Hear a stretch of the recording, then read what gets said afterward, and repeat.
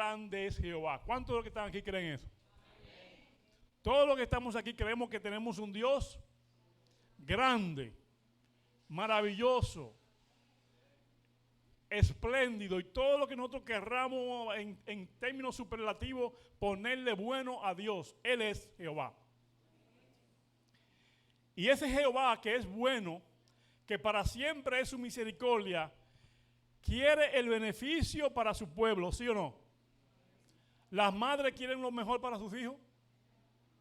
Pues tenemos a uno más grande que una madre, que es Jehová de los ejércitos, que quiere lo mejor para cada uno de nosotros que estamos aquí en esta mañana. Dios quiere nuestra salvación, ¿verdad? Estamos de acuerdo con eso, ¿verdad? Entonces, si Dios quiere nuestra salvación, ¿ustedes creen que Dios iba a hacer lo imposible para dejarnos escrito en la palabra, en la Biblia, todo lo que necesitamos para no dejarnos confundir? ¿Ustedes creen eso? Yo creo eso. Yo pienso y creo y estoy seguro, convencido que en la palabra de Dios, en la Biblia, están todas las cosas necesarias para que tú y yo no nos dejemos confundir. Para que tú y yo podamos obtener la victoria en Cristo Jesús. Ustedes recuerdan, dice la Biblia en el libro de Génesis, el libro de los comienzos, así como empezó todo, va a terminar todo. Oigan cómo es. Así como empezó todo, va a terminar todo. ¿Qué significa eso? Que en el principio, en la historia del libro de Génesis, nos encontramos con un relato muy interesante. Y es el relato de la historia de Caín y Abel, ¿verdad? La historia de Abel y de Caín. Todos sabemos aquí quién fue Abel y quién fue Caín. Todos sabemos, dice que cuando Abel y Caín crecieron, que ya eran jóvenes, ellos llevaron un ¿qué? Llevaron un sacrificio a Dios. Hicieron un altar y en ese altar hicieron un sacrificio. Y la historia bíblica nos dice a nosotros que Dios miró con agrado la ofrenda de ¿quién? ¿Cuál fue la ofrenda que Dios aceptó? La ofrenda de Abel. Y no miró con agrado la ofrenda de Caín. Y Caín, ¿qué pasó con Caín? Abrazó a su hermano. Lo felicitó. Se enojó en gran manera y lo invitó al campo, y allá en el campo le dio un garrotazo. Le dio un palo y lo mató. O sea, que lo que Caín hizo fue un acto de envidia, de celos. ¿Sí o no? Y eso que Caín y Abel hicieron en ese altar, ¿cómo se llama eso? Cuando tú vas a un altar a ofrecer un sacrificio, ¿cómo se llama eso? ¿Cómo se le llama en términos normales? ¿Cómo le llaman eso? ¿Le llaman qué? Adoración. Caín y Abel estaban ¿cómo? Estaban adorando ¿a quién? Al Dios Todopoderoso. Pero dice ahí que Dios miró con agrado la ofrenda de Abel y no miró con agrado la ofrenda de Caín. Y como dice al principio, así como empezó todo, va a terminar todo. Y lo dejo ahí para seguir con el tema o empezar con el tema. ¿Qué ustedes ven ahí que dice en las pantallas, en las tres pantallas? ¿Qué dice? Cadena profética de la Gran Babilonia. ¿Qué es una cadena?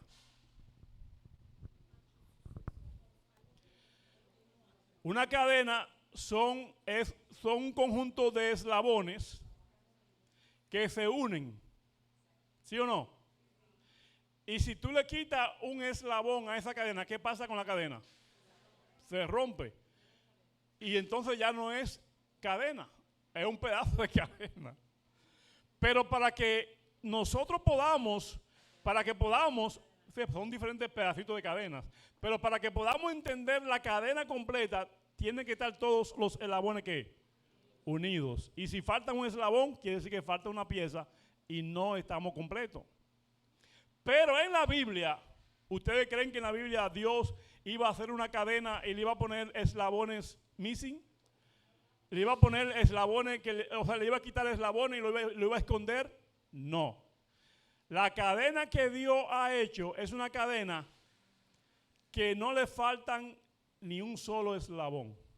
Quiere decir que nosotros tenemos la seguridad que si nosotros seguimos esa cadena, vamos a llegar al puerto seguro. ¿Cómo dije? Si seguimos esa cadena con todos sus eslabones, vamos a llegar al puerto seguro. ¿Estamos de acuerdo? Voy a leer algo que encontré en el libro un libro de la sierva de Dios y se lo voy a decir a ustedes para ver cuántos están de acuerdo con eso que ella dijo. Dice ella, deberíamos estudiar los grandes monumentos o los grandes acontecimientos que señalan los tiempos en que vivimos. ¿Cuánto está de acuerdo con eso? Debemos estudiar, estar atentos a los grandes acontecimientos que vivimos. ¿Sí o no? ¿Estamos de acuerdo? Yo estoy de acuerdo con ella. Seguimos. Mostremos a la gente, o sea, ¿quiénes le deben mostrar a la gente? Nosotros, ¿verdad? Los centinelas del maestro, los hijos de Dios. Mostrémosle a la gente dónde estamos en la historia profética. ¿Ustedes creen que es importante decirle a la gente en qué momento profético estamos? ¿Es importante eso? Sí, es importante. Y ella dice que debemos mostrarle a la gente eso. La gente no tendrá otro mensaje acerca de un tiempo definido. No puede haber ningún cómputo definido de tiempo profético. El cálculo más prolongado llega hasta el año 1844. En otras palabras, ustedes han escuchado por ahí, en la internet está llena, incluso muchos adventistas se han hecho famosos poniendo fechas, hablando de tiempos, diciendo que en el 2015, que el Papa iba a venir al Congreso, que iba a dar un discurso y que de ahí iba a surgir la ley dominical. ¿Cuántos escucharon eso? Muchos lo escucharon. ¿En qué año estamos? ¿Cuántos años pasaron? ¿Y qué pasó? El Papa vino y no pasó nada. Escuché a otro diciendo que en el 2008 empezó, iba a empezar la catástrofe y después del 2008 iba a concluir todo, que en el 2015 también iba a ser todo ya, que se iba a cerrar la gracia. Hermano, hasta ponen fecha y dicen lo que va a pasar. O sea, yo no sabía que habían profetas que se atreven a contradecir lo que la Biblia dice y ellos poner acontecimientos tal como van a pasar según ellos. El asunto es que todo ha pasado y no ha sucedido nada. ¿Qué quiero decir con esto? Que nosotros, los hijos de Dios, tenemos que estar siguiendo la cadena profética, porque si usted y yo no seguimos la cadena profética, nos vamos a dejar confundir con todos esos falsos profetas que hay por ahí, poniendo fechas, no sé de dónde lo sacan. Y se han levantado muchos reinterpretando las profecías, aplicándole otro significado, que el único objetivo es confundir a los hijos de Dios. Pero si nosotros seguimos la cadena profética, eso nos va a llevar, como dije al principio, al puerto seguro. porque ahí está todo escrito en la cadena profética. Vamos a esa cadena profética. Vamos a ver rápidamente porque no tengo mucho tiempo. Aquí tengo, creo que ya está seteado, ¿verdad? Déjame prender esto a ver si lo usted usa. Ok, prendido. Vamos a ver la imagen que está acá.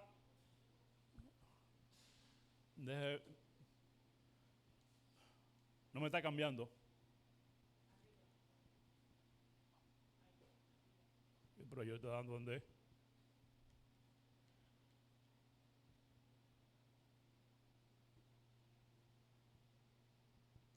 Ok. Ya me cambió. Gracias. ¿Qué ustedes ven ahí?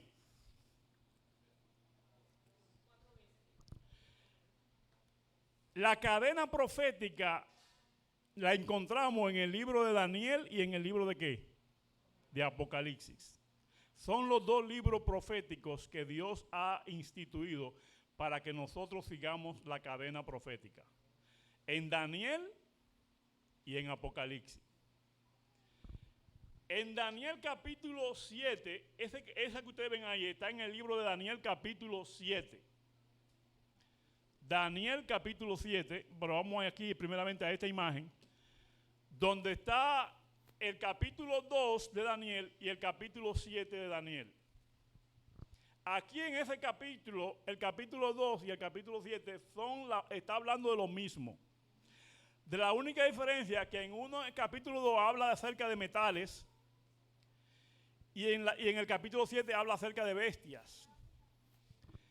Cada uno de esos metales que están en la estatua del capítulo 2, por ejemplo, está la cabeza de oro, está el pecho y los brazos de plata, está el vientre y esto aquí y los muslos de bronce y las piernas y los 10 dedos está de hierro. Son 4 metales, oro, plata, bronce y hierro. Y la parte de los 10 dedos está mezclado de barro y hierro. Eso significa, esos 4 metales, todo lo que estamos aquí y lo que no saben, significan esos 4 metales que son 4 reinos que se iban a levantar en la tierra. Y esos reinos que se iban a levantar en la tierra fueron Babilonia, ahí lo dice, desde el año 605 hasta el 539 antes de Cristo. 605 al 539 antes de Cristo, gobernó ¿qué imperio o qué reino? Babilonia la Grande. Se le llamó así Babilonia la Grande. Después de Babilonia, en el año 539, vino otro imperio que ocupó el lugar de Babilonia. ¿Cómo se llama ese imperio? Los medos y los persas. En la figura de la bestia está representado por un oso. Los medos y los persas están representados por un oso. Babilonia está representado por un león. Y el reino de Medo-Persa empezó a gobernar del año 539 al año 331 antes de Cristo. Y después que terminó el gobierno de los medos y los persas, ¿qué gobierno vino? Vino Grecia, que empezó a gobernar en el año 331 hasta el año 168 antes de Cristo. Gobernó el imperio de Grecia. Y dice la Biblia de manera categórica, de manera precisa, y eso lo podemos nosotros confirmar en la historia, cualquier historia universal que usted busque se va a encontrar con estos 4 reinos sucesivos que han gobernado en la tierra. Dice que Roma, que está aquí representada por el dragón que ponen aquí, ponen como un dinosaurio. Roma, del año 168 al año 476 después de Cristo. Pero yo me voy a concentrar en lo que se concentró Daniel. Fíjense acá que si usted va al libro de Daniel capítulo 7 y cuando usted esté en su casa léalo con detenimiento, porque ahora mismo no tenemos tiempo para leerlo con detenimiento. Solamente voy a enfatizar algunos versículos de ese capítulo 7 de Daniel. Daniel 7:7, si nosotros buscamos en Daniel capítulo 7, versículo 7, dice que Daniel vio estas 4 bestias que salían del mar, pero él la vio y vio que una hacía guerra con la otra y la quitaba el gobierno, y venía la otra y venía la otra, hasta que vino la 4ª bestia, y dice que él se enfocó en la 4ª bestia. ¿Por qué Daniel se enfocó en la 4ª bestia? Aquí dice el versículo 7 del capítulo 7, la 4ª bestia era muy diferente de las otras bestias y tenía ¿cuántos cuernos? ¿Por qué Daniel se fijó en la 4ª bestia y no se fijó en Babilonia, en Medo-Persa, en Grecia? ¿Por qué él se fijó específicamente en la 4ª bestia? Porque él dice que la 4ª bestia era diferente a las otras bestias. ¿Cómo era? ¿Y qué tenía de diferente? Era una bestia. Oh, pero aquí dice que esa 4ª bestia era diferente a las otras bestias y tenía 10 cuernos. Bueno, una bestia con 10 cuernos. Yo nunca he visto, no se ha visto nunca. Usted nunca ha visto un animal con 10 cuernos. O sea, que era una bestia que era una bestia que simbólica, era un simbolismo. Todo esto tiene un significado. Y seguimos leyendo. Y el versículo 8 del capítulo 7, Daniel todavía se siguió fijando no solamente en la 4ª bestia, ahora se fijó en algo específico que tenía la 4ª bestia. ¿Y qué era lo que tenía específico que él se fijó, que le llamó la atención a Daniel de la 4ª bestia? Primeramente los 10 cuernos, ¿verdad? Pero ahora en el versículo 8 me dice que de esos 10 cuernos surgió un ¿qué? Un cuerno pequeño. Y ese cuerno pequeño al principio era pequeño, pero después se hizo ¿qué? Se hizo grande en gran manera. Y no solamente se hizo grande, ¿qué hizo ese cuerno pequeño después que creció? Derribó 3 cuernos. Entonces, vamos a sumar. ¿Cuántos saben sumar aquí? ¿Sabemos sumar? Vamos a sumar. 10 cuernos. ¿Cuántos son? 10 cuernos. Subió un cuerno pequeño. ¿Cuántos cuernos hay? 11 cuernos. No 10, 11, porque subió uno, son 11. Ahora, cuando el 11 subió, el 11 arrancó 3. ¿Cuántos quedaron? Entonces, ¿cómo se le puede llamar al cuerno pequeño?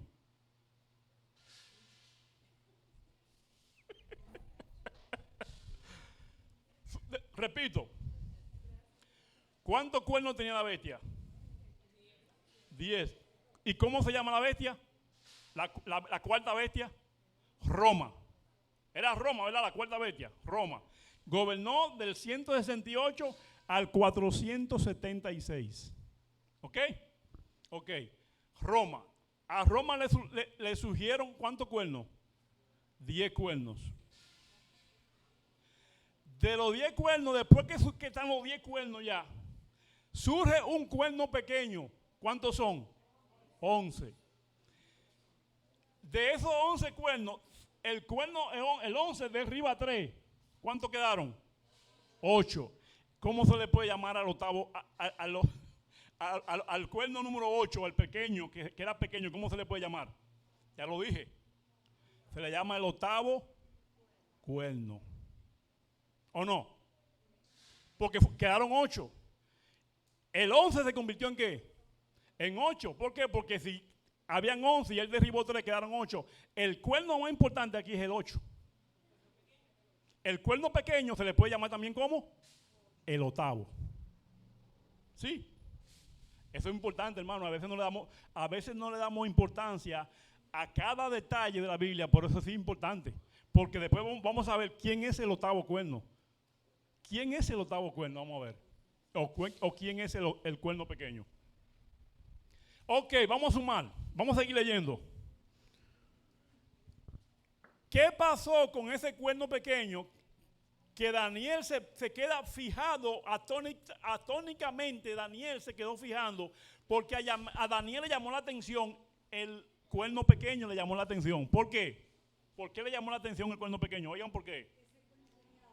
Porque ese cuerno pequeño dice que tenía ojos como de hombre. Yo nunca he visto un cuerno con ojos. Dice que ese cuerno tenía ojos como de hombre. Ese cuerno también tenía una boca. ¿Tenía qué? ¿Y qué hablaba esa boca? Porque las bocas son para hablar. Y para comer también, pero esta no comía, esta hablaba. Dice aquí que era una boca que hablaba grandes cosas. Dice que ese cuerno le hacía guerra a los santos. ¿Quiénes son los santos? ¿Quiénes son los santos? Los hijos de Dios. Le hacía guerra a los santos. Hablaba palabra contra el Altísimo. La grande cosa que hablaba la boca era palabra contra el Altísimo. Quebrantaba a los santos. Hablaba palabra contra el Altísimo y a los santos del Altísimo quebrantó. Y pensaba o pensó en cambiar los tiempos y la ley. Y fueron entregados. ¿Quiénes fueron entregados? Los santos del Altísimo fueron entregados en ese cuerno pequeño. Fueron entregados ¿por cuánto tiempo? Tiempos y la mitad de un tiempo. Aquí vemos en esa figura del cuerno pequeño, que esa fue la que le llamó la atención a Daniel, el cuerno pequeño. ¿Cuántos cuernos vemos ahí? ¿Ya dijimos? Ahí hay 8 cuernos con el cuerno pequeño. Y el cuerno pequeño tenía ojos y tenía boca. Y esa boca y esos ojos los utilizaba para que en contra de Dios, no era a favor de Dios, en contra de Dios. O sea, ¿se puede decir, hermano, que ese cuerno era un cuerno religioso? ¿Cómo que no? Sí, era religioso. Tenía características de religión. ¿Por qué? Porque hablaba cosas de religión. Los demás cuernos hablaban de religión. Ninguno tenía boca. ¿Qué cuernos de esos que estaban ahí tienen boca? Perdón. Ninguno de los que están aquí tienen boca. El único que tiene boca es el 8. Que se llama el octavo cuerno o el cuerno pequeño. Al principio era el pequeño, pero después se hizo grande. O sea, que ese cuerno pequeño se puede decir que es un cuerno religioso. ¿Sí o no? Pero es un religioso que está a favor de Dios o en contra de Dios. Dice que le hace guerra a Dios. Le hace guerra a Dios. Le hace guerra a los santos del Altísimo. Dice que piensa en cambiar los tiempos y la ley. Quiere cambiar la ley de Dios. Y se le da tiempos, y la mitad de un tiempo son 3 tiempos y medio. ¿Y cuántos son 3 tiempos y medio? Si usted lo multiplica, son 1260 días o años, porque un día es un día profético, es año. Quiere decir que a ese cuerno pequeño se le dieron 1260 años de poder para hacerle guerra a los santos y vencerlo.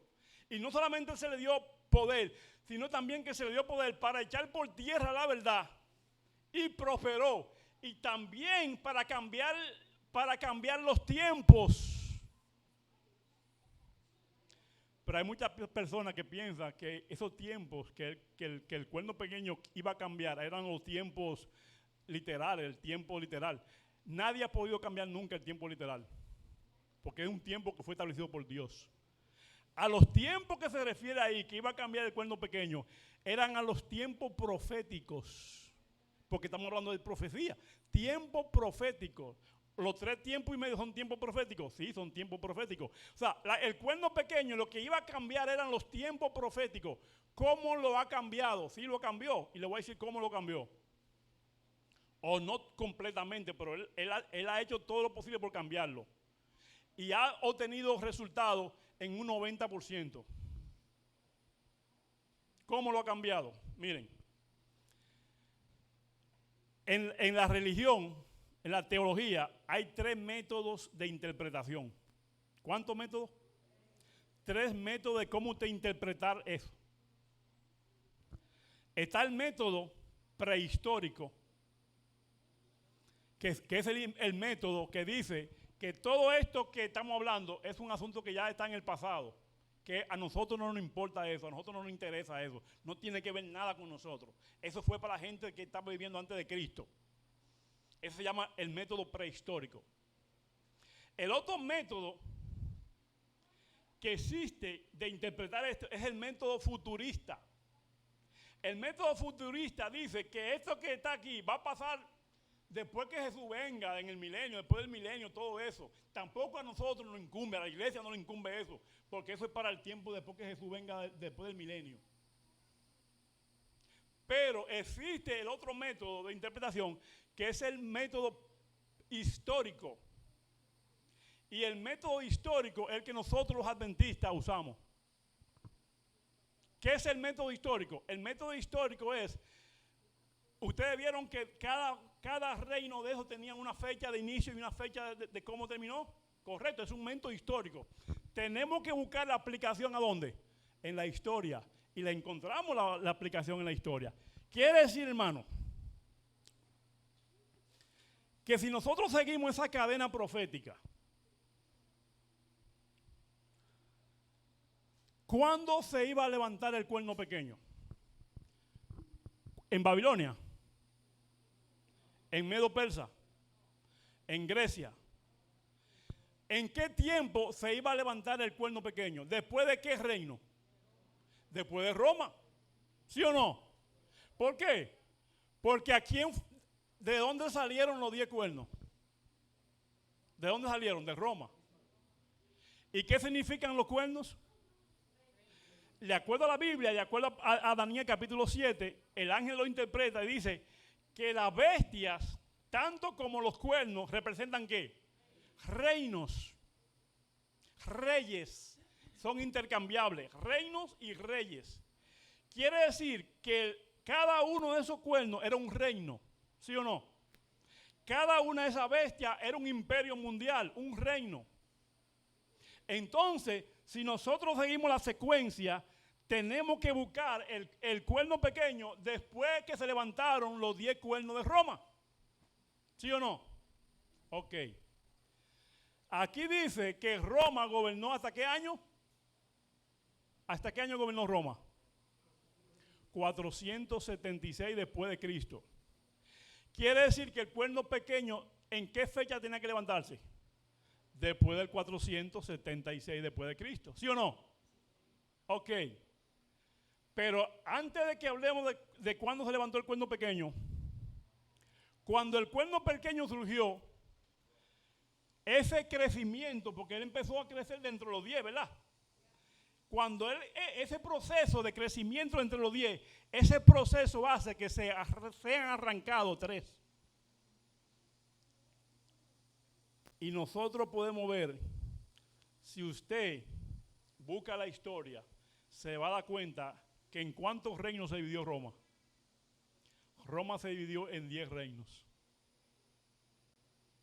Y usted lo puede buscar en la historia. Están los vándalos, están los érulos, están los suevos, están los alemanes, están los burgundios. O sea, todo lo que es Europa, la Europa del Este, esos son el resultado de las 10 divisiones de Roma. Ahora, cuando se levantó ese cuerno pequeño, quiere decir que el cuerno pequeño tenía que levantarse después del año 476 después de Cristo, ¿sí o no? Estamos de acuerdo ahí, ¿verdad? Ahora, ¿ustedes saben quién es ese cuerno pequeño? La historia me dice a mí, hermano, que el cuerno pequeño es un reino que es un reino político religioso. ¿Sí o no? Ok, para yo decirle a ustedes quién es ese cuerno, vamos al libro de Daniel, de Apocalipsis. Vamos al libro de Apocalipsis rápidamente. El libro de Apocalipsis, capítulo 12. Apocalipsis, capítulo 12.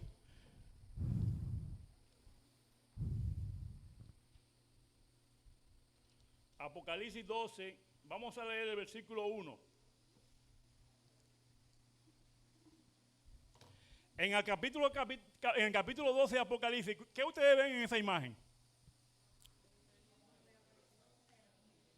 Una mujer que tiene debajo de los pies la mujer.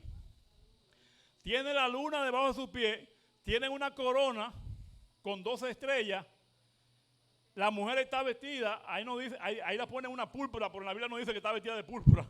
La Biblia dice que está vestida de sol. Y el sol es la justicia de ¿quién? De Cristo Jesús.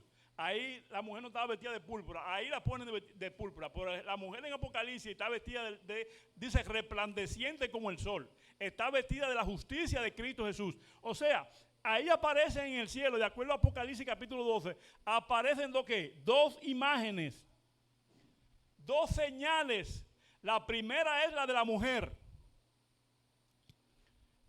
¿Qué representa en la Biblia una mujer? ¿Qué representa en la Biblia una mujer? La mujer representa una iglesia. Ahora yo la pregunto, esa mujer que está ahí, ¿es la mujer del Antiguo Testamento o la mujer del Nuevo Testamento? ¿Quién usted cree que es? Esa mujer que está ahí, que aparece en Apocalipsis 12, ¿es la mujer del Antiguo Testamento o es la mujer de la iglesia de ahora? ¿A qué mujer se representa esa? ¿Quién ustedes creen? ¿Es la de ahora? ¿O es la mujer de la antigüedad? Es la iglesia de la antigüedad, el pueblo de Dios de la antigüedad. ¿A quién representa? ¿Al pueblo de Dios ahora o al pueblo de Dios de la antigüedad, antes de Jesús? ¿A qué pueblo representa? ¿Qué ustedes creen? ¿Esa mujer cómo estaba? Ajá, esa mujer estaba ¿cómo? Y esa estaba embarazada. Y dice que cuando el dragón se paró frente a la mujer, ¿qué quería el dragón con esa mujer? ¿Qué quería el dragón? Quería esperar que la mujer concibiera, o sea, diera luz para el dragón amamantar la criatura. Dice ahí que el dragón se paró frente a la mujer. ¿Para qué? Para devorar, para comerse a la criatura que tenía la mujer adentro. ¿Quién era esa criatura? Ajá, ok, ustedes mismos cayeron. Si esa mujer, si ese bebé era Jesús, entonces ese pueblo, esa iglesia, ¿era la iglesia del Antiguo Testamento o la iglesia del Nuevo Testamento? Del Antiguo, hermano, no nos dejemos confundir. ¿Por qué? Porque ¿qué iglesia era que estaba cuando Jesús nació? Era la iglesia del Antiguo Testamento, era el pueblo de Israel. El pueblo de Dios era el pueblo de Israel. La iglesia antigua, no existía iglesia de ahora, no existía todavía. ¿Quién formó la iglesia? La iglesia moderna, ¿quién la formó? Jesús y los apóstoles. Entonces, ese dragón, ¿a quién representa ese dragón? ¿Quién es ese dragón? Ajá, Satanás. Satanás bajó del cielo. Satanás bajó del cielo y se paró frente a María y para que María diera luz y para comerse a Jesús. ¿Verdad? Eso fue lo que pasó. Entonces, ¿a quién representa ese dragón? Hermano, tenemos que seguir la secuencia. Tenemos que seguir la cadena profética. ¿Quién fue la cuarta bestia? Roma. ¿Bajo qué gobierno nació Jesús? Bajo Roma. Entonces, ¿a quién representa ese dragón? Representa a Roma. ¿Cuántas cabezas tenía ese dragón de Apocalipsis 12? Tenía 7 cabezas y 10 cuernos. O sea, es el mismo dragón, es el mismo cuerno pequeño. Ese dragón de Apocalipsis 12 es el mismo cuerno pequeño. Pero ahora está representado ¿por qué? Por un dragón con 7 cabezas. ¿Entendemos? Ese dragón es este mismo papito que está aquí. Este dragón es el mismo cuerno pequeño, porque tiene la misma característica. Dice que tiene 7 cabezas y tiene 10 cuernos. Y en su cabeza tiene una corona en cada cabeza. Entonces, ese dragón es Roma. ¿A través de quién actúa el dragón? El dragón nunca actúa. El diablo nunca viene del cielo o donde él está a atacar al pueblo de Dios. No. ¿A través de quién él actúa? Satanás siempre utiliza a sus hijos y utiliza a los reyes de la tierra para atacar al pueblo de Dios, ¿sí o no? Entonces, ¿a quién utilizó el dragón para atacar al pueblo de Dios? A Roma. ¿Sí o no? ¿Estamos claros? Ok. Ahora fíjense acá lo que dice, sigue diciendo Apocalipsis, capítulo 12, Apocalipsis capítulo 12, el versículo 4. ¿Qué dice el versículo 4? Dice, y su cola arrastraba la tercera parte de las estrellas del cielo y la echó a la tierra. ¿Qué representa la cola ahí? Dice que el dragón con su cola, ¿qué hizo con la cola? Arrastró la tercera parte de las estrellas, de las estrellas del cielo y la arrojó ¿a dónde? Entonces, ¿a quién representa eso? Ahí ya está representando a la guerra que hubo en el cielo, ¿sí o no? Las estrellas del cielo son los ángeles que cayeron, ¿verdad que sí? Ahora, ¿a través de qué el diablo consiguió la rebelión en el cielo? Dice que fue a través de la cola. La cola. ¿Sabe lo que representa la cola en la Biblia? ¿Quién sabe? La cola en la Biblia representa el falso profeta. Todo aquel que es un falso profeta es la cola que el diablo utiliza para hacerle guerra a los santos del Altísimo. El diablo, a través de su cola, de su boca, de su lengua, las falsas profecías, las falsas mentiras que puso, él convenció a la tercera parte de los ángeles del cielo y lo arrojó por tierra. Ahora más, seguimos la secuencia. Vamos a pararnos ahí. El dragón se paró frente a la mujer. Dice que la mujer dio a luz. ¿Qué pasó cuando la mujer dio a luz? Dice que el hijo fue llevado ¿a dónde? Al desierto. No, el hijo fue llevado al cielo, no que el desierto. El hijo fue llevado al cielo, o sea, al trono de Dios. Jesús fue llevado al trono de Dios. Recuerda, Jesús murió, resucitó y fue llevado ¿a dónde? Al trono del cielo, al cielo. Ahora, cuando el diablo vio que Jesús se fue al cielo, ¿qué hizo el dragón? Dice la Biblia en Apocalipsis capítulo 12. ¿Qué hizo el dragón? Sigamos la secuencia. Y el dragón se paró delante de la mujer que estaba para parir a fin de devorar a su hijo cuando hubiese parido. Y ella parió un hijo varón, el cual había regido toda la gente con vara de hierro, y su hijo fue arrebatado para Dios y a su trono. Y la mujer, después que la mujer dio a luz, ¿qué hizo la mujer? ¿Qué hizo la mujer? Cuando la mujer dio a luz y su hijo fue arrebatado al cielo, ¿qué hizo la mujer? ¿Y qué significa la palabra huir? Porque estaba en persecución, ¿sí o no? Hubo una persecución cuando Jesús murió y se fue. Hubo una persecución, ¿verdad? ¿Quién persiguió? El dragón. ¿Sí o no? El dragón era el que perseguía. ¿A través de quién? A través de sus secuaces. A través del gobierno de Roma. ¿Recuerdan Nerón? La peor persecución que hubo en la historia fue Nerón, el emperador Nerón. Roma. Pero dice acá que la mujer se fue al desierto, donde iba a ser preparada un lugar por 1260 años o días proféticos, son años. O sea que la mujer huyó el mismo tiempo que se le dio al cuerno pequeño para que le hiciera guerra a los santos, fue el mismo tiempo que se le dio a la mujer, ¿sí o no? ¿Captamos eso? El mismo tiempo que se le dio al cuerno pequeño para hacerle guerra a los santos y vencerlo, fue el mismo tiempo que se le dio a la mujer para que huyera al desierto, para ser sustentada por un tiempo y la mitad de un tiempo. Fue el mismo tiempo. Eso no es coincidencia. Ahora aquí dice que la mujer huyó al desierto y fue hecha una gran, ya eso lo hablamos, y dice el versículo, vamos a ver el versículo número 13, de 12:13. Y cuando vio el dragón que él había sido arrojado a la tierra, persiguió a la mujer que había parido al hijo varón. Y fueron dadas a la mujer 2 alas de la gran águila para que de la presencia de la serpiente huyera al desierto, a su lugar donde es mantenida por tiempo y la mitad de un tiempo. ¿Ven que es el mismo tiempo? 1260 años. Pero dice acá que después que la mujer huyó al desierto, ¿qué hizo el dragón? ¿Qué hizo el dragón? ¿Qué hizo el dragón? Arrojó agua como un río de... Gracias. Arrojó como un río agua de su boca.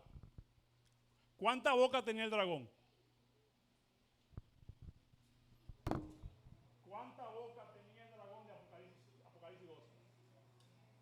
¿Cuánta boca tenía? ¿Cuánta cabeza tenía? Tenía 7 cabezas. Tenía 7 cabezas. ¿Cuánta boca tiene el cuerno pequeño? Los demás cuernos tenían boca. Ok. El dragón tenía ¿cuántas cabezas? Tenía 7 cabezas, ¿verdad? El dragón tenía 7 cabezas. Ok. ¿Cuánta boca fue la que echó agua? ¿Cuántas bocas echaron agua? ¿Cuántas, hermano? Una sola boca. Y la pregunta viene ahora. ¿Por qué una sola boca echó agua y no las 7 bocas? No eran 7 bocas. Porque si eran 7 cabezas, yo nunca he visto una cabeza sin boca. 7 cabezas, 7 bocas. Pero aquí dice que el dragón echó de una de sus bocas, echó agua como un río. ¿Para qué? Para ahogar a la mujer. Si la mujer se queda al lado del dragón, ¿es ahogada, sí o no? Claro, porque se la lleva el río. Pero a la mujer se le dieron 2 alas para que volara ¿a dónde? Al desierto y no ser ahogada por el río. ¿Qué representan aquí los ríos? Dice la Biblia en Apocalipsis 19 que el río representa muchedumbre, pueblos, naciones y lenguas. Quiere decir que el dragón echó tras la mujer un montón de gente persiguiéndola. ¿Para qué? Para matarla. ¿Eso pasó en la historia? Sí, pasó. ¿Por cuántos años? 1260 años pasó. Ahora lo más sorprendente viene. Wow, yo no tengo mucho. El tiempo a mí se me da rápido. Lo más sorprendente viene, hermano. Lo más sorprendente. Que esa boca que abrió el dragón, que es la sexta cabeza. Y yo le puedo demostrar a ustedes que la que echó agua para anegar a la mujer no fue ni la primera boca, ni la segunda boca, ni la tercera. Fue la boca número 5, la que echó agua. Y usted va a decir, ¿por qué fue la boca número 5? Porque si seguimos la cadena profética, Roma es el 4.º reino, ¿verdad? La cuarta potencia. ¿De Roma salió quién? El cuerno pequeño. ¿Quién es el cuerno pequeño? El cuerno pequeño es la 5ª cabeza. En la historia, el cuerno pequeño representa a la 5ª cabeza. Sí, pero usted aquí, en términos proféticos, se mezclan, los cuernos son intercambiables con la cabeza. Si tú buscas la interpretación de Apocalipsis 19, te va a decir que los cuernos y las cabezas son intercambiables. Si vemos que de la cuarta bestia de Daniel capítulo 7 salieron 10 cuernos. Ya aquí vamos a hablar de los cuernos, olvidémonos de la cabeza ahí. Pero aquí hablamos de los 10 cuernos. De los 10 cuernos dijimos que eran 11 cuernos con el cuerno pequeño y rompió 3, quedaron 8. Quiere decir que el 8º cuerno es la 5ª cabeza. El 5º gobierno siguiendo la secuencia de Daniel. Roma es la 4ª, ¿verdad? Porque Roma es la 4ª bestia. Ahora, si usted cambia ahora los reinos, los cuernos por reino siguiendo el orden, ahora el 8º cuerno pasa a ocupar la 5ª cabeza. Porque ahora en Daniel no se habla de cabeza. En Daniel se habla de bestia, 1, 2, 3, 4 bestias. No se habla de cabeza. Pero ahora en Apocalipsis sí se habla de bestia. ¿Por qué Apocalipsis habla de cabeza? Porque Apocalipsis lo ve desde el futuro hacia atrás. Y Daniel lo ve desde el pasado hacia el futuro. Entonces, Si nosotros, voy a terminar para que ustedes vean lo que yo estoy diciendo, porque no tengo mucho tiempo y después con más tiempo vamos a hablar esto por detalle. Si nosotros vamos al libro de Apocalipsis, vamos al libro de Apocalipsis.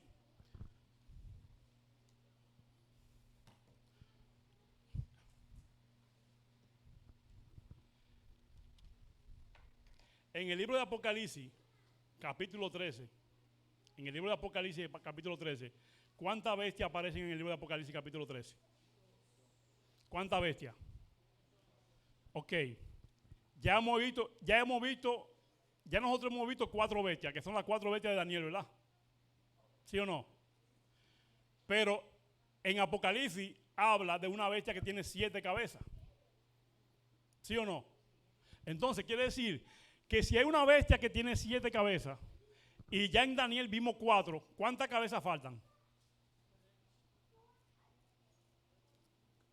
Si en Daniel vimos 4 bestias, que son 4 reinos, ¿verdad? Y llegamos hasta Roma. Estamos claros, ¿verdad? 4 cabezas, Roma, Babilonia, Medo-Persa, Grecia, y la bestia diferente es la bestia cuarta, que es Roma. Ya vimos 4 bestias, de acuerdo a Daniel capítulo 7. Y la bestia de Apocalipsis tiene ¿cuántas cabezas? Quiere decir que ¿cuántas cabezas faltan? Faltan 3 cabezas, ¿verdad que sí? ¿Dónde tenemos que encontrar esas 3 cabezas que faltan? ¿En el pasado o en el futuro? No fue en el pasado, porque ya hemos visto 4 cabezas. Y las 4 cabezas llegaron hasta Roma. Entonces, si las 4 cabezas llegaron hasta Roma, quiere decir que las 3 cabezas que faltan es de Roma para acá. ¿Sí o no? Es de Roma para acá. Entonces, si de las 3 cabezas que faltan, tiene que ser de Roma para acá. Ahora, esas cabezas, ¿dónde tenemos que encontrar esa cabeza? ¿En Daniel o en Apocalipsis? En Apocalipsis, porque ya Daniel es un asunto del pasado. Ahora estamos ¿a dónde? En Apocalipsis, que es asunto del futuro. Entonces, ok, si faltan 3 cabezas, ¿qué dijimos que el cuerno pequeño era? El cuerno pequeño se convirtió ¿en qué cabeza se convirtió el cuerno pequeño? Se convirtió en la 5ª cabeza, porque fue la cabeza que echó agua. Y de la cabeza que salieron los cuernos fue de Roma. Entonces, es decir que el cuerno pequeño es el poder o el reino que sucede a Roma, ¿o no? Ahí lo dice bien claro. Es un reino diferente porque es un reino ¿cómo? Religioso político. Era un reino religioso político. Entonces, la pregunta que yo le hago a ustedes, ¿el cuerno pequeño era religioso político, sí o no? ¿Y quién es el cuerno pequeño? De acuerdo a la historia, ¿quién es el cuerno pequeño? Es Roma papal. Aquí lo dice bien claro. Vamos al libro de, vamos aquí, por ejemplo. En el libro de Apocalipsis capítulo 13, vamos a leer el versículo 3. Apocalipsis 13. Vamos a leer el versículo 1, ya con esto termino, porque no tengo mucho tiempo. El versículo 1 de Apocalipsis 13. Y yo me paré sobre la arena del mar y vi una bestia subir del mar. ¿De dónde vio la bestia subir Apocalipsis, Juan? Del mar. Que tenía 7 cabezas y 10 cuernos. ¿Cuántas cabezas tenía la bestia? Y 10 cuernos. Y sobre sus cuernos 10 diademas. Y sobre las cabezas de ella nombre de blasfemia. Y la bestia que vi era semejante a un leopardo. ¿Qué les recuerda al leopardo? Grecia. Y su pie como de oso. ¿Qué les recuerdan el oso? Medo-Persa. Y su boca como boca de león. ¿A quién les recuerda el león? Babilonia. Y el dragón le dio su poder y su trono y gran potestad. ¿Quién le dio su trono? A esa bestia. ¿Quién le dio su trono? Dice ahí que Roma, el dragón, porque el dragón, dijimos que el dragón era Roma, ¿sí o no? Entonces, ¿quién fue la que le dio su trono al cuerno pequeño? ¿Quién fue el que le dio su trono y su autoridad? ¿Quién fue que se lo dio? Roma. Entonces, históricamente hablando, ¿qué gobierno en la historia fue el que recibió la sucesión de Roma? La Iglesia Apostólica Romana, hermano, la historia lo dice. La Iglesia Apostólica Romana fue la que recibió la potestad, el trono y el reino de Roma. Quiere decir que la Iglesia y hermano, si hay aquí un hermano aquí que es católico, yo no estoy ofendiendo a la Iglesia Católica. Yo estoy hablando de un sistema que siguió, de acuerdo a la historia, siguió a las consecuencias cadena profética de la Biblia. Y históricamente el gobierno que sucedió a Roma imperial fue la Roma papal. Lo único que se cambiaron fue los nombres de los césares por los papas. Ya no son césares, son papas.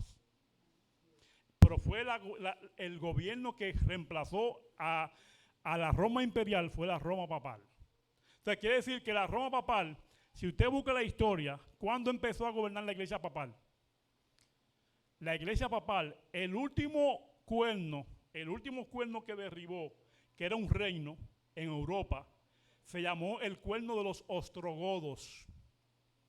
Era el cuerno de los ostrogodos. Fueron 3 cuernos que fueron arrancados. Fueron los ostrogodos, que fue el último. Fueron los vándalos y los érulos.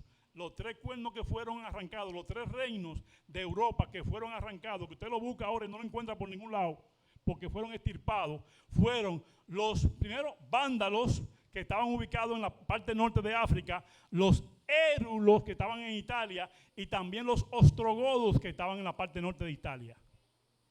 Y ese fue el último reino que derribó el gobierno papal. El último reino que gobernó, que derrocó, fue a los ostrogodos en el año 538. ¿En qué año? 538. Quiere decir que el cuerno pequeño empezó a gobernar en el año 538 después de Cristo. ¿Y por cuántos años iba a gobernar? ¿Cuántos años iba a gobernar el cuerno pequeño? 1260 años. Si sumamos 538 que empezó a gobernar el cuerno pequeño, o el poder papal, le sumamos 1260 años, ¿a qué año nos lleva? Al 1798. Quiere decir que esos 1260 años fue el tiempo de persecución que produjo la Iglesia Católica Apostólica Romana. Hermano, es lamentable que se tengan que decir eso, pero eso está en la historia, no se puede negar. Y incluso el Papa ha pedido perdón un montón de veces por todas las atrocidades que hicieron. Las guerras santas eran guerras del papado a todo aquel que no quería imponer, que no quería hacer lo que ellos decían. Fueron 1260 años de terror, de oscuridad, de gobierno, de sumisión, de muerte, de sangre. La sangre corría de la muerte de cristianos que fueron torturados y perdieron su vida en el Coliseo Romano y ahí en las persecuciones de Roma. Y hermano, eso está ahí en la historia, eso no se puede borrar. Quisieran borrarlo, pero no se puede borrar ya porque lo que está escrito está escrito. 1260 años, y quiere decir que en el 1798, de acuerdo al libro de Apocalipsis, dice que iba a recibir una herida de muerte. Las 7 cabezas iban a recibir, de las 7 cabezas iba a recibir una herida de muerte. Quiere decir de que si hubo una herida de muerte, ¿cuál de las cabezas fue herida de muerte? ¿La primera, la segunda, la tercera, la cuarta o la quinta? La quinta. ¿Por qué la quinta, hermano? Porque era la única que hablaba blasfemia. Es la única que se le dio 1260 años de poder. A esa quinta cabeza fue la que se le dio la herida de muerte. Pero la Biblia dice que su herida de muerte iba a ¿qué? Iba a sanar. Estamos viviendo en ese periodo ahora mismo, en el periodo donde la bestia quiere recuperar su poder. La bestia quiere recuperar su poder. Dice que el dragón, y sabemos que fue a través de quién fue que el dragón echó agua de su boca, a través de la quinta cabeza. Dice que la mujer huyó al desierto, pero alguien ayudó a la mujer para que no sea devorada por las aguas del río. Alguien ayudó a la mujer. ¿Quién fue que ayudó a la mujer? ¿Quién ayudó a la mujer? La Biblia dice en Apocalipsis capítulo 13, versículo 13, que la tierra ayudó a la mujer. ¿Por qué la tierra ayudó a la mujer? Porque la tierra se tragó el agua. ¿Qué significa que se tragó? Que a partir del 1620, cuando vinieron los peregrinos, ¿te recuerdas cuando vinieron los peregrinos? En el Mayflower, allá a Plymouth, Massachusetts. Ahí vinieron los primeros peregrinos. Cuando en América se empezó a correr la noticia de que la América, la tierra de libertad, la tierra donde había oro, que fluía el oro. Toda esa gente que estaba en Europa, que habían sido perseguidas por Roma, por la Roma papal, huyeron ¿a dónde? A la tierra. Estados Unidos de América absorbió el agua. Toda esa gente representa el agua que la tierra absorbió para poder ayudar a la mujer. Pero hermano, y ya voy a terminar con algo que pasó con la mujer, que ustedes en ninguna parte lo van a escuchar, porque muchas veces no queremos hablar de eso. Pero si vemos la historia, eso es lo que ha pasado. Dice que la mujer huyó al desierto delante del dragón, ¿verdad? ¿Y a dónde huyó la mujer? Al desierto. Después de que la mujer huyó en Apocalipsis 12, más nunca se habla de la mujer. Usted no la encuentra por ningún lado, solamente en una sola parte. ¿Quieren saber dónde? En Apocalipsis capítulo 17. ¿Usted quiere saber qué pasó con esa mujer que huyó al desierto? ¿Qué pasó con esa mujer que huyó al desierto? ¿Qué dice en Apocalipsis capítulo 17? Con la mujer que huyó al desierto.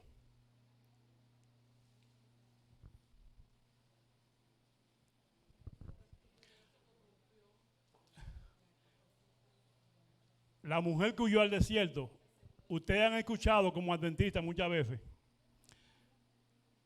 cuando le preguntan cuántas mujeres hay en la Biblia, cuántas mujeres hay en Apocalipsis, cuántas mujeres hay en Apocalipsis, ¿cuál es la respuesta que todo el mundo dice? Cuando le preguntan a la gente cuántas mujeres hay en Apocalipsis, le dicen que hay ¿cuántas mujeres? 2 mujeres, ¿verdad? ¿Ustedes creen que hay mujeres? 2 mujeres. ¿Dios alguna vez ha tenido 2 mujeres? ¿Cuántas mujeres ha tenido Dios? Oh. Entonces, si le preguntan a usted como adventista, ¿cuántas iglesias hay en Apocalipsis? ¿Cuánto usted dice? ¿1 o 2? Dios solamente ha tenido un solo pueblo. No ha tenido nunca 2 pueblos, un solo pueblo. La mujer que huyó al desierto, ¿el diablo se le fue atrás, sí o no? El diablo no se queda quieto. El diablo se le fue atrás a la mujer, ¿a dónde? Al desierto. Ahora, cuando el ángel le dice a Juan, ven que te voy a enseñar algo. Te voy a enseñar algo. ¿A dónde lo llevó el ángel a Juan? ¿A dónde lo llevó? Al desierto.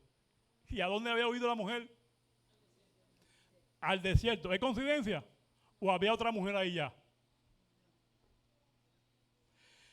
El ángel llevó a Juan al desierto y dice aquí que cuando él fue al desierto, dice que cuando Juan vio lo que vio, ¿cómo se sintió Juan? Sorprendido. No lo podía creer. ¿Por qué Juan se sintió sorprendido? ¿Por qué Juan no lo podía creer? ¿Saben por qué?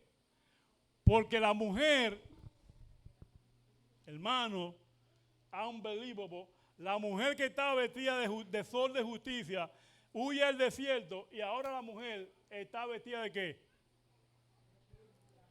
Está vestida de púrpura, de escarlata, adornada con toda clase de oro, prenda y con un cáliz que es de las abominaciones de la gente. ¿Qué significa abominación? Es una iglesia que una vez fue pura y se llenó ¿de qué? De abominación. ¿Por qué nosotros somos puros y no podemos contaminar? ¿Por qué? Por el pecado. La iglesia apostólica que Jesús formó, ¿no dice que al principio era pura? Y pasó el tiempo, ¿y qué pasó con esa iglesia? Se fue corrompiendo. Se fue corrompiendo, hasta que llegó miren, la bestia conquistó a la mujer. Y ya la bestia está aquí jugando con la mujer. Y ahora, ¿quién domina a la bestia? ¿Quién es que domina a la bestia ahora? Es la mujer la que domina a la bestia. Quiere decir que aquí el factor clave aquí es la mujer. Pero no es la mujer, porque ya no existe mujer pura. ¿O hay una mujer pura todavía? ¿Dónde usted encuentra, aparte de esta mujer, dónde encuentra otra mujer? En ninguna parte. Dice la Biblia, hermanos, tenemos que seguir la secuencia, porque la Biblia todo está escrito con un propósito. Ahí dice que después que la mujer huyó al desierto y el diablo se fue atrás, el diablo se llenó de ira, no contra la mujer. Ahí no dice que fue que se llenó de ira contra la mujer, sino que se llenó de ira y se fue a hacer guerra ¿contra qué? Contra la descendencia de la mujer. Entonces, ¿quién tú eres? ¿Tú eres de la mujer o tú eres de la descendencia de la mujer? Hermano, todos los que estamos aquí no somos de la mujer. Somos descendencia de la mujer. ¿Y cuál es la característica de los que pertenecen a la descendencia de la mujer? Tienen dos características. Guardan los mandamientos de Dios y tienen el testimonio de Jesús. Si yo tengo esas dos características, entonces nosotros con el poder de Jesús hemos vencido al dragón. Pero si tú no guardas los mandamientos de Dios, si tú te has dejado confundir y has bebido de ese vino de Babilonia, de ese vino de la ramera, si tú has bebido de ese vino, quiere decir que tú estás borracho espiritualmente y tú tienes que ser nuevamente traído a la ebriedad, ¿cómo se dice? Cuando una persona está borracho de la desembriaguez a la justicia de Cristo Jesús. Y de la única manera que tú de borracho pasas a no borracho, ¿sabes cómo qué? Para que un borracho se le quite la borrachera, ¿cómo hay que hacerle? ¿Qué hay que hacer para que a un borracho se le quite la borrachera? Hay mucha gente que le da que da un café bien cargado para que se le quite la borrachera. Hermano, a un borracho no se le quita la borrachera. De la única manera que se le quita la borrachera a un borracho es con el tiempo, cuando se le pasa todo el alcohol que consumió. Pero déjame decirte que hay un antídoto que se le puede dar a un borracho, espiritualmente hablando, que le quita la embriaguez rápido. ¿Sabe cuál es? El poder del Espíritu Santo. Cuando le damos el poder del Espíritu Santo a una persona, quiere decir que nosotros vamos a predicar con el poder del Espíritu Santo, vamos a predicarle acerca del vino que no está adulterado, del vino puro que está en la palabra de Dios, que son la verdadera doctrina. Y cuando tú le das a la gente verdadera doctrina de Cristo, la persona deja la falsa doctrina, como esa falsa doctrina que está dando esa ramera. Entonces déjame decir también, hermano, que tú y yo, como adventistas del séptimo día, estamos llamados a no dejarnos embriagar por ese falso vino de esa mujer que anda emborrachando a todo el mundazo. Dice que toda la tierra se ha embriagado. Oiga, toda la tierra, cuando dice toda la tierra, se ha embriagado con el vino de su fornicación. Solamente hay un grupito que no se ha dejado embriagar por esa falsa doctrina. ¿Sabe cuál es ese grupito? Los que guardan los mandamientos de Dios y tienen el testimonio de Jesús. Ese es el único grupito que no se ha dejado emborrachar. Y ese grupito son los que yo te digo a ti en el nombre de Jesús, que tú tienes que pertenecer a ese grupito, al remanente del pueblo de Dios. Hermano, la mayoría, y es triste decirlo, por la mayoría de las personas lamentablemente están confundidas. ¿Por qué? Porque esa mujer que está ahí se ha encargado de eso. Esa mujer con sus secuaces, ¿Cómo se le llama a esta mujer que está aquí? La gran ramera. Y si es una gran ramera, y también se llama la madre de las fornicaciones de la tierra. Si es madre, ¿por qué tiene qué? Si es madre, ¿por qué tiene qué? Hijas. Entonces ya pregunto, si la mamá es ramera, ¿ustedes creen que las hijas son rameras también? Históricamente, las hijas se han convertido, déjame decirte, que las hijas se han convertido en más rameras que la mamá. Las hijas se han convertido en más rameras que la mamá. Porque están haciendo cosas peores que la mamá. ¿Tú te consideras hijo de la ramera? ¿Tú te consideras hijo de la ramera? Yo no me considero hijo de la ramera. Yo me considero de la descendencia del resto de ella, de la mujer, del resto de lo que quedó, el remanente, el último grupito que quedó. Siempre Dios tiene un remanente, hermanos. El pueblo de Israel no se convirtió en ramera también. La Biblia dice que el pueblo de Israel se convirtió en una gran ramera, más ramera que todos los pueblos. Pero Dios dejó un remanente fiel. ¿Recuerdan ustedes cuando este muchacho, ¿cómo se llamaba? Elías. Cuando Elías dijo, Señor, me están buscando para matarme, solamente he quedado yo. El único que ha quedado. ¿Qué Dios le dijo? No, papá, está confundido. No solamente tú has quedado, 7,000 que no han doblado su rodilla ante Baal. Quiere decir, hermano, que todavía no todo el mundo ha bebido del vino del furor de esa ramera. Todavía hay pueblo que no ha claudicado, que no ha dado rodillas, que no se ha dejado confundir por ese vino falso. Y tú perteneces a ese pueblo. Dale gracias a Dios que tú perteneces a ese pueblo. Dale gracias a Dios que tú perteneces a ese remanente. Y yo te invito a ti en el nombre de Jesús que tú estudies la palabra de Dios, que tú estudies esta cadena profética. Vamos a seguir después estudiando poco a poco, parte por parte. Que tú estudies esta cadena profética, porque hermano, ahí en esta última parte de estas 3 cabezas que ya hemos visto o que vamos a ver, la quinta, la sexta y la séptima, vamos a ver que ahí que está el gran conflicto. Todo se va a desencadenar ahí. Y así como el Dios tiene su Trinidad divina, el Padre, el Hijo, el Espíritu Santo, la Trinidad satánica se está uniendo, ahora mismo se está uniendo para hacerle guerra a los santos del Altísimo. El dragón, la bestia y el falso profeta. Son los 3 que se están uniendo ahora mismo para hacerle guerra a los santos del Altísimo. Pero si tú estás si tú estás de parte de la justicia y tú te agarras y yo me agarro de la mano de Cristo Jesús, yo te garantizo a ti en el nombre de Jesús que vamos a salir victoriosos. Y que no nos vamos a dejar engañar por ese vino falso. No nos vamos a dejar engañar por todas las prebendas y por todos los regalos que el diablo le está haciendo a su pueblo, a su gente, para que claudiquen en el nombre de Jesús. Por un trabajo violan el sábado y se van a engrosar la fila del enemigo. Por riquezas de este mundo dejan las cosas celestiales para tener la honra y la gloria de los hombres, como la iglesia la recibió y se dejó confundir.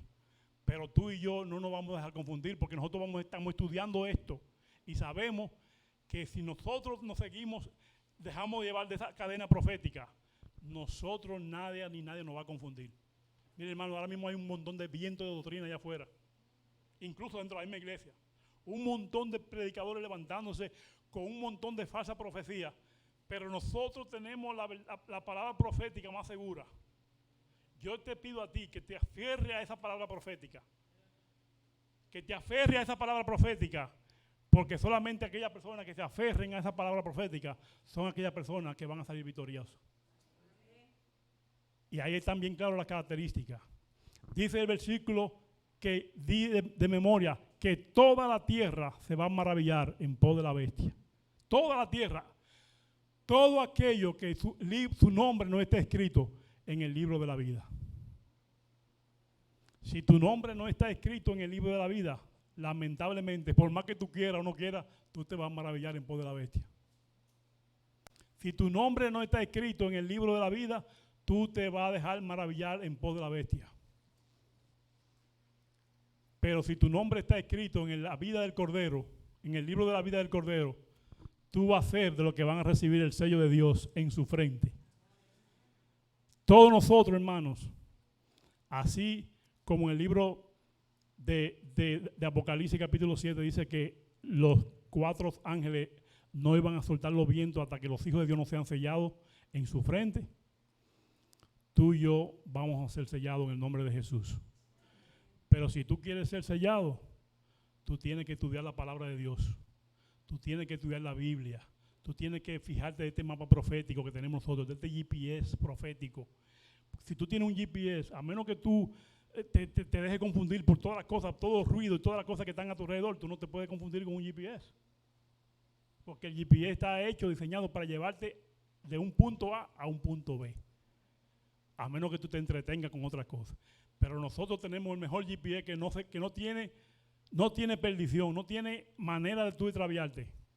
Sigámoslo, hermanos, sigamos ese GPS, la Biblia. Sigamos ese GPS, la palabra profética, para que lleguemos a la Canaán celestial. Amén. Amén. Vamos a ponernos de pie. Ya el tiempo se fue rápido hace años. Vamos a pedir al Espíritu Santo. A pedir al Espíritu Santo que nos deje estudiar estas cosas. Hermano, hay mucha gente que no le gusta escuchar hablar de bestias. Hay una hermana que yo tenía muchos años allá en otra iglesia que me decía Julio, tú solamente hablas de bestias. Aquí yo nunca a usted le había hablado de bestias, ¿verdad que no? Pero hermano, la bestia que están en Apocalipsis, que están en Daniel, están ahí porque Dios quiere que tú y yo sepamos la verdad, ¿sí o no? No es asunto de bestia, es asunto de mensajes que están detrás de todas esas cosas. Y esos mensajes están ahí para que tú y yo no nos dejemos confundir, para que la iglesia de Leyland Fe Viviente no se deje confundir. Hermano, miren, yo tengo 44 años en la iglesia y gracias a Dios le doy que no me he dejado confundir porque yo sigo esa pauta que Dios ha establecido. Y mira que he visto a muchos caer, a muchos con mucha falsa profecía, con muchas cosas, con confusión, pero me mantengo en el GPS establecido por Dios. Y si tú quieres que te pase lo mismo, permanecer fiel hasta que Jesús venga, mantente siempre siguiendo la cadena profética, porque todo está ahí escrito, establecido. Si tú no lo entiendes, estudia, busca a otra persona que la estudie contigo para que te la explique, pero todo está ahí para beneficio del pueblo de Dios. Y gracias a Dios que tenemos personas en la iglesia que han aprendido, y todos podemos tener la oportunidad de aprender, porque todos tenemos el Espíritu Santo. Si tú estás falta de sabiduría, demándala de Dios, porque Dios a los que le piden sabiduría es que Él la da. Así que vamos a orar. Amante Padre, gracias te damos porque tú eres un Dios poderoso. Oh Dios, hay muchas personas que a veces cogen miedo cuando ven a hablar de bestias, dragones. Pero Señor, son mensajes proféticos, son mensajes simbólicos.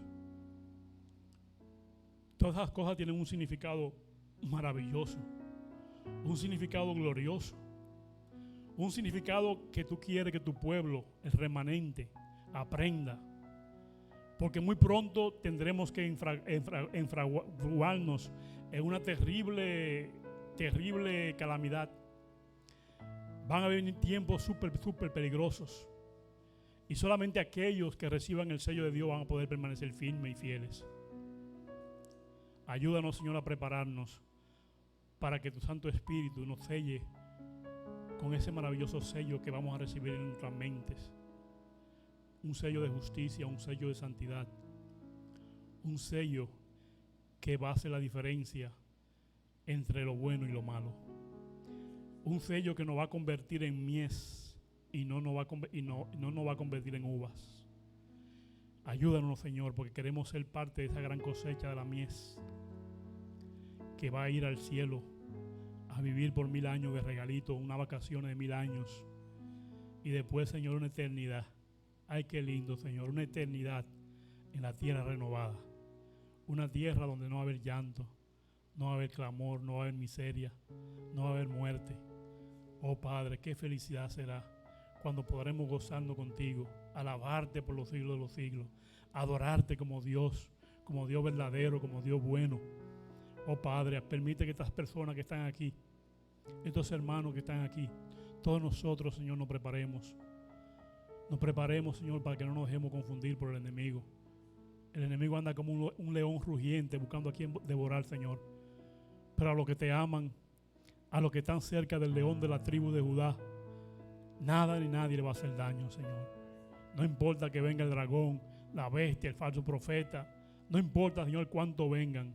Nosotros estamos cerca del poder poderoso de tu Santo Espíritu. Estamos cerca de Jesús y estamos cerca del Padre.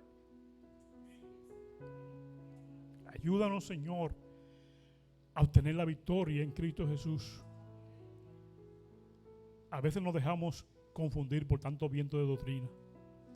A veces escuchamos la semilla de la duda, la semilla de la confusión.